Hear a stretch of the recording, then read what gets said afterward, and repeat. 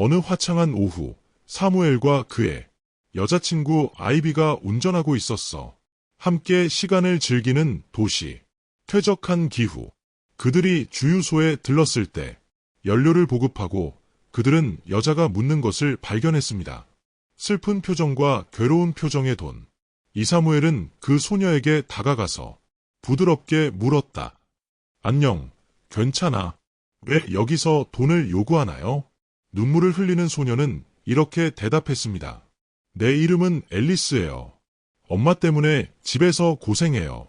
알코올 중독자이고 나한테 관심도 없어. 먹고 생존하려면 도움이 필요합니다. 그 모습을 멀리서 지켜보고 있던 아이비, 사무엘에게 다가가서 말했습니다. 이 소녀는 정말로 도움이 필요한 것 같습니다. 사무엘, 그녀를 위해 뭔가를 하는 것에 대해 어떻게 생각하세요? 사무엘은 이미 앨리스의 이야기에 감동받았습니다. 그는 이렇게 대답했습니다. 응, 아이비, 내 생각엔 우리가 그녀를 위해 뭔가를 할 수 있을 것 같아. 앨리스, 내가 음식 한 접시 사줄게. 알았어. 앨리스는 감사함과 놀라움이 섞인 표정으로 대답했다. 정말 감사합니다. 매우 친절하십니다. 앨리스의 이야기에 감동받은 사무엘은 그러지 않았습니다. 그녀를 돕기를 주저했다. 그는 주유소에 가서 샀다. 소녀를 위한 한 접시의 음식. 게다가 그는 주머니에서 돈을 꺼내어 앨리스에게 주었습니다. 걱정이 된 사무엘은 이렇게 물었습니다. 앨리스, 그 돈으로 무엇을 할 건가요? 걱정스러운 표정을 짓던 소녀는 이렇게 대답했다. 엄마 돈 숨겨두고 밥 사는데 쓰겠다. 그녀가 알면 그 돈을 술값으로 다 쓸 것이다. 사무엘은 앨리스의 상황을 보고 몹시 슬펐습니다. 그리고 충동적으로 그는 차로 걸어가서 문을 열고 반지를 꺼냈습니다. 그의 할아버지 자비에르 씨가 그에게 준 것입니다. 그 반지는 그에게 매우 귀중한 감정적 가치를 갖고 있었습니다. 반지를 손에 들고 있는 그를 본 아이비가 걱정스럽게 물었다. 사무엘아, 정말 이 반지를 앨리스에게 주고 싶니? 당신의 할아버지는 특별한 날에 입어야 한다고 말씀하셨어요. 사무엘은 단호한 표정과 동정심이 가득한 마음으로 이렇게 대답했습니다. 그래 아이비, 내 마음속으로 그게 옳은 일이라고 느껴. 이 반지는 앨리스에게 희망의 상징이 될 수 있으며 그녀가 도전에 맞서는데 도움이 될 수 있습니다. 그러자 사무엘은 반지를 받은 앨리스에게 놀라움과 감사의 마음으로 반지를 주었고 그 선물의 진정한 가치를 알지 못한 채 사무엘과 아이비는 왠지 그런 느낌을 갖고 떠났어요. 그들은 그 소녀의 삶을 변화시켰습니다. 나중에 세뮤엘과 아이비가 다시 돌아왔습니다. 앨리스를 위한 물품과 장난감을 가져오세요. 주유소에 갔지만 그럴 수가 없었어요. 그 여자를 더 찾아봐. 사무엘은 그 이유를 기억해냈습니다. 그가 앨리스에게 준 반지는 정말 특별했어요. 그 반지는 내 것이었지. 돌아가신 할머니. 여러 해 전에 그의 죽음 이후 얼마 후 사무엘 1세의 할머니, 할아버지 자비에 그레이, 제이비어 그레이는 자신이 암에 걸렸다는 사실을 발견했습니다. 의사가 불치병이라고 하더군요. 그의 손에서 자란 사무엘. 조부모님은 보살핌에 헌신하셨습니다. 너의 할아버지로부터. 다행히 할아버지가 회복되셨어요. 이제 나는 평범한 삶을 살 수 있게 됐어요. 어느 날 오후 사무엘과 자비에르는 베란다에 앉아 차를 마시며 경치를 즐기고 있다. 늘 가깝게 지내던 사무엘, 할아버지와 함께 다음과 같은 주제를 다루기로 결정했습니다. 한동안 나를 괴롭혔어. 할아버지, 기분이 어떨지는 궁금해요. 다른 아이들은 그렇지 않다는 걸 알면서 사무엘에게 사람들이 너한테 그렇게 관심을 갖고 있냐고 물었더니 당신의 우려를 표현. 자비에르는 생각에 잠긴 채 그 광경을 바라보았다. 호라이즈는 한숨을 쉬며 대답했다. 내 사랑하는 손자는 슬프지만 그래 하지만 인생은 나름의 방식이 있다. 불행하게도 세 자녀가 있습니다. 서로 다른 길을 따랐고 그들은 나에게서 멀어졌다. 장남 조세피는 다른 곳에 산다. 트럭 운전사와 결혼했다. 그녀는 항상 돈에 대해 걱정하고 어려움을 호소합니다. 사무엘은 자비에르가 주에 깊게 듣는 동안 계속되는 에스겔 내 둘째 아들에게 문제가 생겼어요. 게임으로 그는 필요할 때만 여기에 나타납니다. 돈을 빌리면 내 마음이 아프다. 막내 제스퍼는 자신이 유목민이지만 실제로는 방랑자다. 없는 순간에 살고 싶어한다. 미래나 사람을 걱정하다. 그가 두고 간 것. 사무엘은 자신이 어떻게 생각하는지 이해하지 못한 채 눈살을 찌푸립니다. 자기 삼촌은 너무 다를 수 있어. 그에게서 나는 그들이 어떻게 행동하는지 이해할 수 없다. 그럼 할아버지, 어떻게 그렇게 누군가에게서 멀어질 수 있나요? 너만큼 놀랍다. 자비에르는 손을 내밀며 다정하게 웃었다. 사무엘의 어깨에 내 손자야, 모두가 자기 것을 만들어 선택하고 자신의 길을 따르십시오. 때로는 경로가 다른 사람들과 갈라집니다. 우리는 사랑한다. 내 엄마도 따라했을 수도 있어. 다른 길, 그녀는 더 어렸어. 제스퍼보다 어리지만 안타깝게도 그 사고로 그녀는 사라졌지만 난 그녀가 나에게 큰 선물을 줘서 기뻐요. 당신은 무엇입니까? 중요한 건 너였어. 가장 힘든 순간에도 내 곁에서. 이것은 나에게 무엇보다 의미가 있다. 나는 당신과 그 사람이 정말 자랑스러워요. 당신이 된. 사무엘은 감정이 북받쳐 할아버지를 껴안았습니다. 난 항상 여기 있을 거예요, 할아버지. 언제나. 그래서 그날 오후에는 할아버지와 손자는 또 다른 특별한 순간을 공유했습니다. 유대 관계를 더욱 강화한다. 그들을 하나로 묶은 사랑과 애정. 그날 오후 이후 제이비어는 사무엘에게 반지를 줘서 특별한 순간. 불행하게도 12년이 지났다. 발렌타인이 세상을 떠났어요. 장례식은 엄청난 규모로 진행됐다. 친구와 작별 인사를 하러 온 사람들의 소란. 하지만 불행히도 그들의 세 자녀는 그렇지 않습니다. 참석했다. 사무엘은 더 이상 아이비와 데이트하지 않았습니다. 지금은 결혼했고 또 다른 일을 시작했어요. 가족. 마지막으로 작별 인사를 한 사람은 사무엘이었습니다.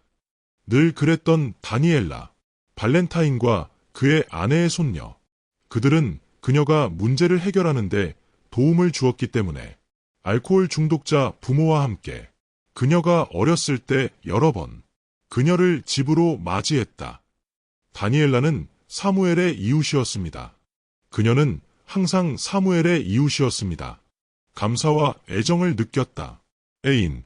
그녀는 그가 준비하는 것을 도왔다. 장례식장에서 그의 친구 옆에 있었어. 항상. 거기에도 신비한 여자가 있었어. 끝까지 울며 남아있던 사람. 사랑하는 사람에게 작별 인사를 멈추지 않고 남성. 흥미를 갖고 대화를 나누는 사무엘과 다니엘라. 시선과 속삭임. 이 여자가 누군지 아시나요? 사무엘이 다니엘라에게 물었습니다. 나는 전혀 모른다. 그 사람 정말 화난 것 같은데 난 한 번도 본 적 없어. 여기 전에 다니엘라가 대답했어요. 두 사람은 의문의 여인을 관찰했다. 누가 크게 울고 궁금해했는지. 그녀는 누구일 수 있으며 왜 그랬는가. 감정적이었지만 거기엔 아무도 없는 것 같았어요. 그녀를 만나다. 의식이 계속되는 동안 사무엘과 다니엘라는 계속해서 질문을 던졌다. 그 여자의 정체와 그 이유, 거기 존재. 장례식이 끝난 후 사무엘은 헤어지고 있었습니다. 집에 있는 몇 가지 물건들. 그가 할아버지의 소유였을 때 예상치 못한 방문에 놀랐다. 삼촌 에스겔과 제스퍼의 조세핀. 그들은 진지한 표정으로 집에 들어갔다. 그리고 오만한 분위기. 사무엘, 얘기 좀 하자. 조세핀이 말했어요. 팔짱을 끼고 발렌타인의 자녀로서 우리는 권리가 있습니다. 이 집으로 너는 떠나야 해. 사무엘은 믿을 수 없다는 표정으로 삼촌들을 바라보았습니다. 화난. 넌 어떻게 그렇게 무감각할 수 있어? 나는 평생 동안 할아버지를 돌보았다. 당신은 그가 투병 중일 때 거의 모습을 드러내지 않았죠. 그리고 이제 당신은 그 집을 지키고 싶어 해요. 나를 떠났다. 에스겔은 참을성 없이 말을 끊었습니다. 사무엘이 무슨 짓을 했는지가 중요해. 우리는 당신의 자녀이고 법은 당신 편입니다. 우리 편. 너 떠나려면 3일 남았어. 지금까지 침묵을 지켰던 제스퍼. 그럼 그냥 동의한다는 뜻으로 고개를 끄덕였지. 절망에 빠진 사무엘은 도움을 구했지만 법적 절차가 매우 느렸음. 그는 가족 친구에게 전화를 걸었는데 그 사람은 변호사. 안녕하세요, 미스터 홀랜드님. 우리 삼촌이 집을 차지하려고 해요. 할아버지가 나를 떠났다고. 나한테 떠날 시간은 3일밖에 안 줬어. 내가 무엇을 할 수 있나요? 율법교사가 사무엘에게 이해심을 가지고 대답하였다. 어려운 상황인 건 알지만 불행히도 법적 절차는 느리다. 내 할아버지가 떠났는지 확인해 볼게. 귀하에게 도움이 될 수 있는 유언장이나 문서. 하지만 우리가 해결하리라는 보장은 없어요. 이거 3일 안에. 절망한 사무엘은 변호사에게 감사를 표하고 전화를 끊었다. 그는 집을 위한 싸움을 알고 있었어. 힘들겠지만 그럴 수밖에 없었다. 삼촌에게 맞서고 아버지의 유산을 지키세요. 할머니. 3일 후 사무엘은 세게 두드리는 소리를 들었습니다. 문에서 앨리스라는 장교가 기다리고 있었어요. 그는 2명의 경찰관과 동행했다. 퇴거 명령을 집행할 준비가 되었습니다. 사무엘은 열심히 문을 열었고 긴장했지만 동시에 눈치를 챘다. 그 여자에 대해 뭔가 익숙한데 그 앞에서 그는 반지에 시선을 고정했다. 앨리스의 손가락에 빛나고 감격. 주유소에 있던 그 여자냐 물었더니 가솔린에 몇 년 전에 내가 도와줬던 사람. 앨리스는 인정받고 놀란다. 고개를 끄덕이고 미소를 지으며 확인. 나 사무엘이야. 그날 이후 내 인생은 바뀌었다. 완전히. 주인 가족에게 입양됐어요. 주유소 레스토랑에서 그들은 나에게 모든 지지와 사랑을 주었습니다. 필요한 법학을 공부하고 직장인이 되었어요. 사무엘은 눈물을 글썽이며 기쁨과 슬픔이 뒤섞인 앨리스가 이겨냈다는 것을 알고 기뻐요. 역경을 극복하고 더 나은 삶을 구축했지만 거기서 그녀를 만나서 슬프다. 당신의 인생에서 어려운 시간, 절망에 빠진 사무엘의 이야기에 감동받았습니다. 앨리스는 휴대폰을 꺼내서 몇 가지를 만들었습니다. 당신을 도울 방법을 찾으려고 전화를 했어요. 전화 통화하는 동안 표정에는 우려가 담겨 있었고 결정. 전화를 끊은 후 그녀는 사무엘에게로 향했습니다. 그리고 사무엘은 지금은 당신이 필요하다고 말했습니다. 집을 떠나다. 하지만 내가 할 수 있는 모든 것을 하겠다고 약속할게. 이 상황에서 당신을 돕기 위해 내 삼촌이 널 해치게 두지 않을 거야. 사무엘은 목이 메어 고개를 끄덕였다. 그리고 집을 나갈 준비를 시작했다. 하지만 마음속 깊은 곳에서 그는 느꼈습니다. 존재 덕분에 희망의 불꽃. 그 순간 앨리스에게서 예상치 못한 중대한. 사무엘은 눈물을 글썽이며 기쁨과 슬픔이 뒤섞인 앨리스가 이겨냈다는 것을 알고 기뻐요. 역경을 이겨내고 더 나은 삶을 구축했지만 거기서 그녀를 만나서 슬프다. 당신의 인생에서 어려운 시간, 절망에 빠진 사무엘의 이야기에 감동받았습니다. 앨리스는 휴대폰을 꺼내서 몇 가지를 만들었습니다. 당신을 도울 방법을 찾으려고 전화를 했어요. 전화 통화하는 동안 표정에는 우려가 담겨 있었고 결정. 전화를 끊은 후 그녀는 사무엘에게로 향했습니다.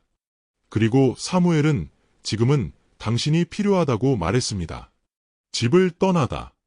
하지만 내가 할 수 있는 모든 것을 하겠다고 약속할게. 이 상황에서 당신을 돕기 위해 내 삼촌이 널 해치게 두지 않을 거야. 사무엘은 목이 메어 고개를 끄덕였다.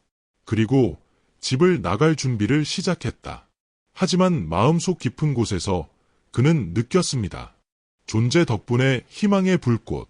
그 순간 앨리스에게서 예상치 못한 중대한. 갈 곳 없는 사무엘을 찾았어요. 다니엘라의 집으로 피신하세요. 그동안 망설임이 그를 맞이했다. 어려운 시간. 사무엘은 다니엘라의 관대함에 감사했고 두 사람은 그동안 서로를 지지했다.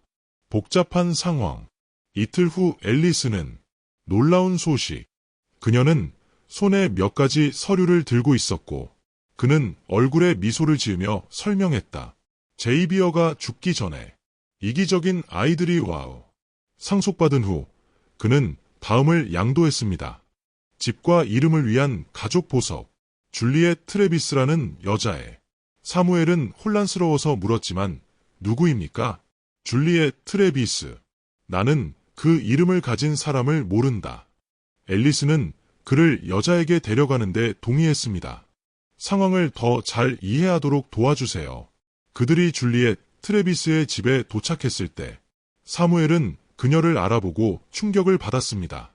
그 속에서 울던 이름 모를 여자처럼 자비에르의 장례식, 감성적인 표정의 줄리아 트레비스, 사무엘에게 그의 할아버지와 나는 지난 몇 년간 좋은 친구가 되었습니다.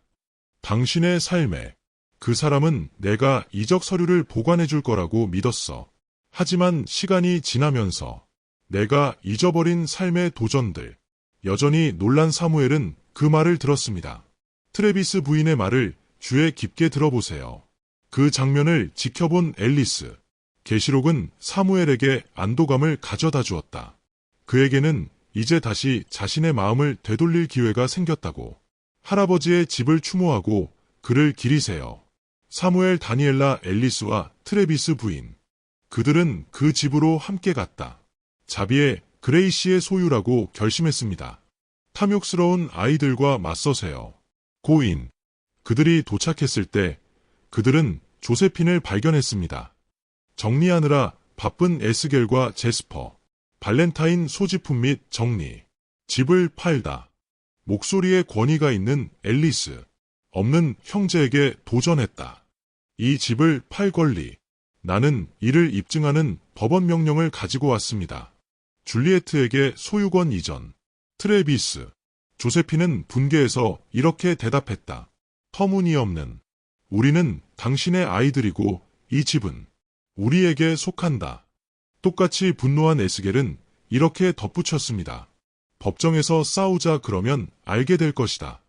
우리가 승리할 거라고. 제스퍼는 방금 그 장면을 지켜보았습니다. 그 장면은 그 사람만큼 화가 났지만 나머지 두 개. 앨리스는 침착함을 유지하고 단호하게 대답했습니다. 항소를 시도할 수 있지만 법은 귀하 편입니다. 우리 편.